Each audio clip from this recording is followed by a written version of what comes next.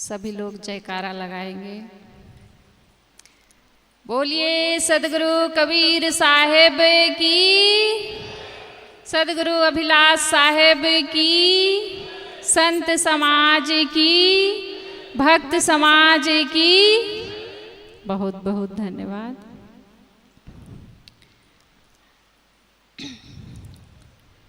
परमाराध्य सदगुरुदेव जी, मुद मंगल में संत समाज, धर्म प्रेमी भक्त सज्जनों, माता बहनों, आप सबके समक्ष साहेब जी की ओर से मेरे लिए भी आज्ञा है। कुछ समय निवेदन प्रस्तुत है। हम सब कितने महान सौभाग्यशाली हैं कि आज सदगुरु की छत्र छाया में बैठकर गुरु पूर्णिमा के पावन पर्व पर गुरुजनों के अमृत विचार श्रवण कर रहे हैं। पहले मैं एक छोटी सी कहानी रखती हूँ।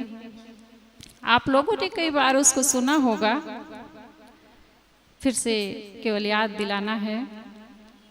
एक बार एक गुरु और शिष्य रास्ते रास्ते जा रहे थे।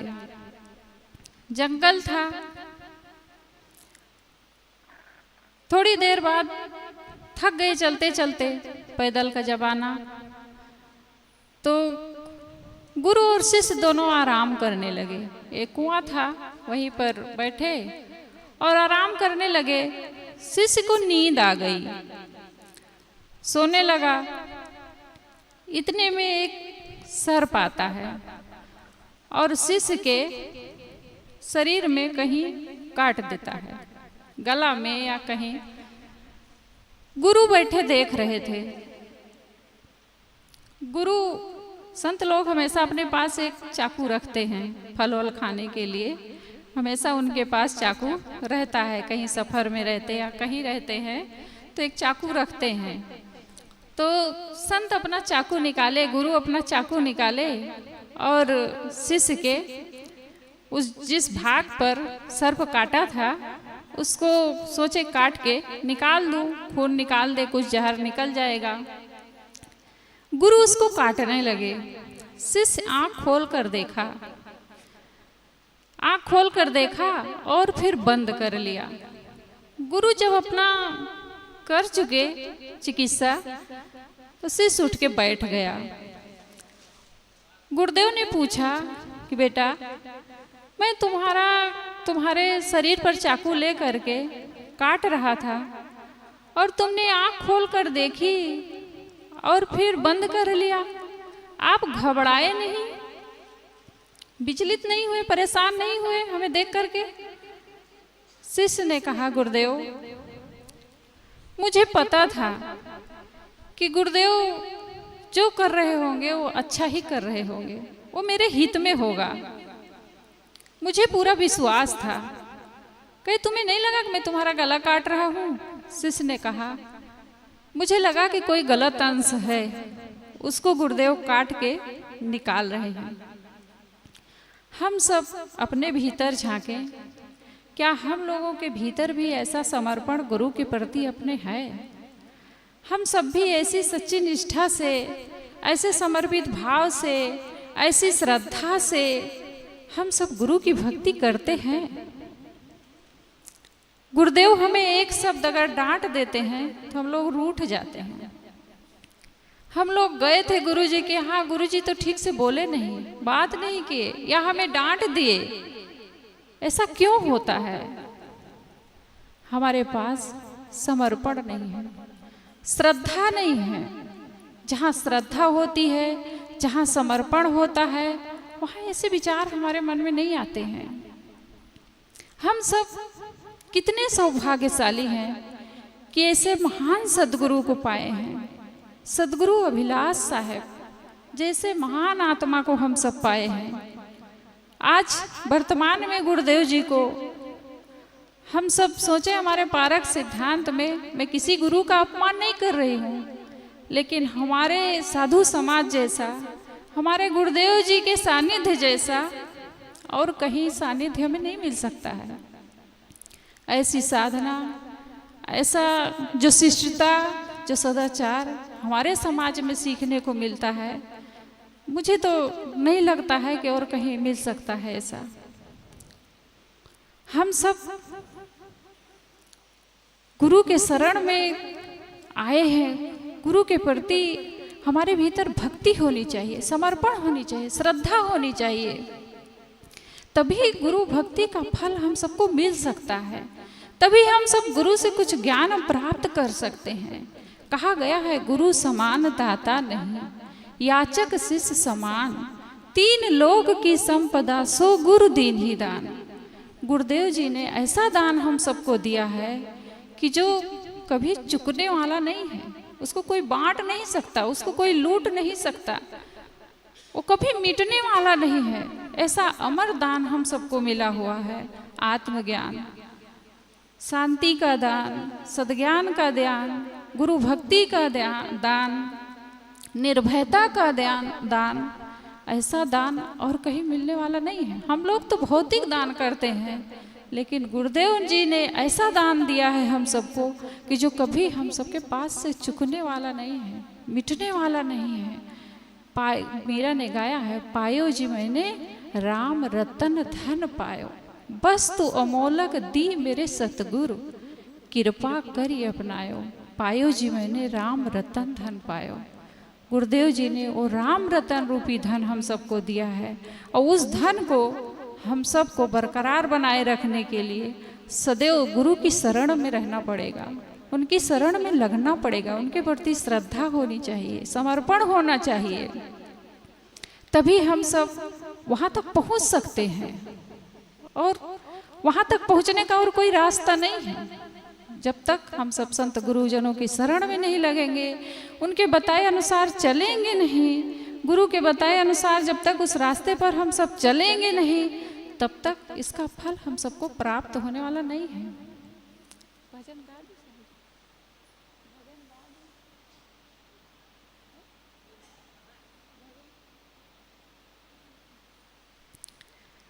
हम सब गुरु की शरण में अपने उस शांति धन को, उस अमर दान को अगर हम सब बनाए रखना चाहते हैं, तो हम सबको गुरु की जनों की शरण में लगे रहना पड़ेगा। गुरुदेव जी का एक भजन है, पद लंबा है, साहिब जी का समय जरूर ज़्यादा हो जाएगा, और मेरा बड़ा प्रिय भजन है, बहुत प्रिय है, और उसको मैं गाना चाहती हूँ। उसके शब्दों पर आप लोग ध्यान देंगे, बहुत सुंदर भजन है गुरुदेव जी का।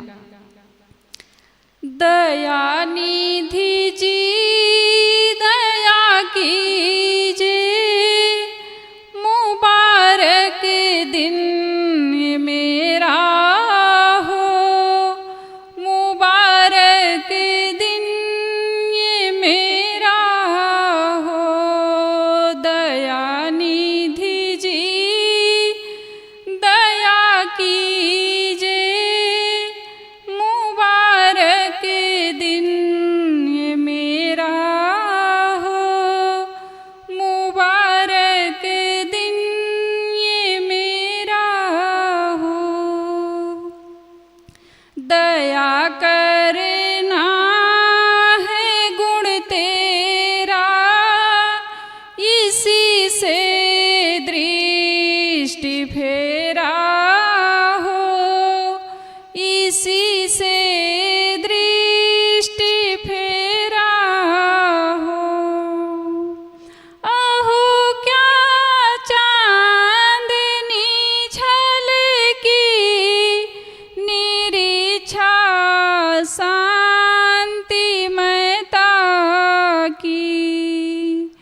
अहो क्या चांदनी झलकी, निरीक्षा शांति महता की। हुई शीतल बुझी इच्छा, ना कोई भोग केरा हो, ना कोई भोग केरा हो।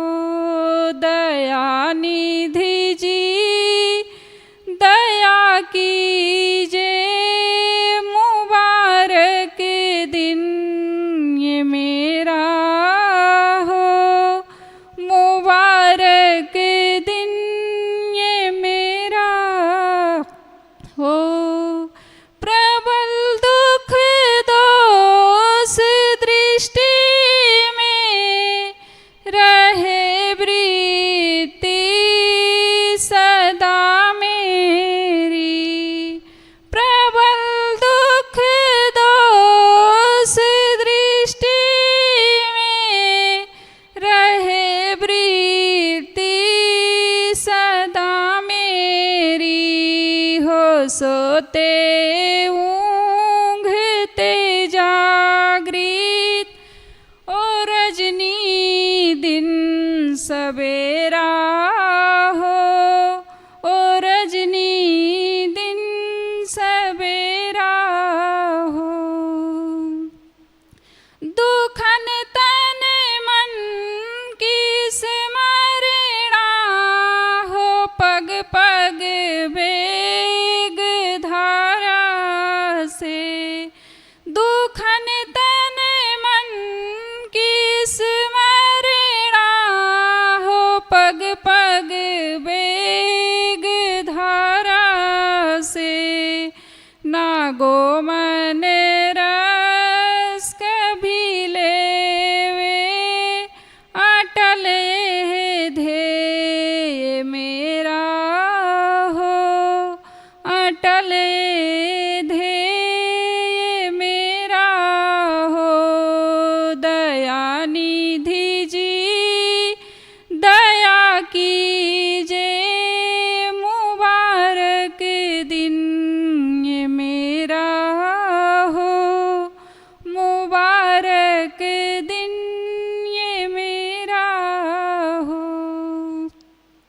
यथा कामी कुमारग में रखे साहस परमित है, यथा कामी कुमारग में रखे साहस परमित है। वही भी पाठ साहस का सोवस मन पर घनेरा हो, सोवस मन पर घनेरा हो।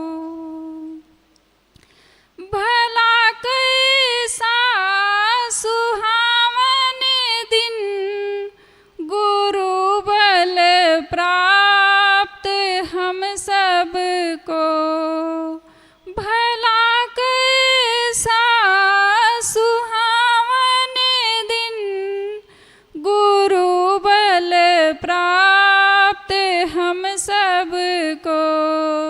ना कारज शेष अब रखे प्रभु ये ज्ञान तेरा हो, प्रभु ये ज्ञान तेरा हो। तेरा उपकार उस दिन का ना भूलूं मैं गुरु स्वामी, तेरा उपकार उस दिन का ना भूलूं मैं गुरु स्वामी। प्रबल दुख दर्द से काढ़े सो पारख शब्द तेरा हो, सो पारख शब्द तेरा हो। आगे जो पंक्ति गुरुदेव जी कह रहे हैं इस पर ध्यान देंगे हम सब।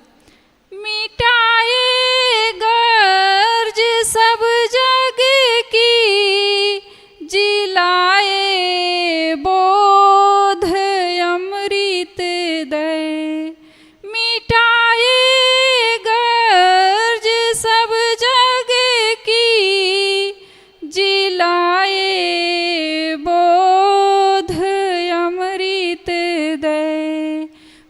पिलाए तो उसका प्याला, जिसे नहीं दुख फेरा हो, जिसे नहीं दुख फेरा हो। रहे अभिलाष गुण गाता, सदा मन फेर जग दुख से। रहे अभिलाष गुण गाता, सदा मन फेर जग दुख से।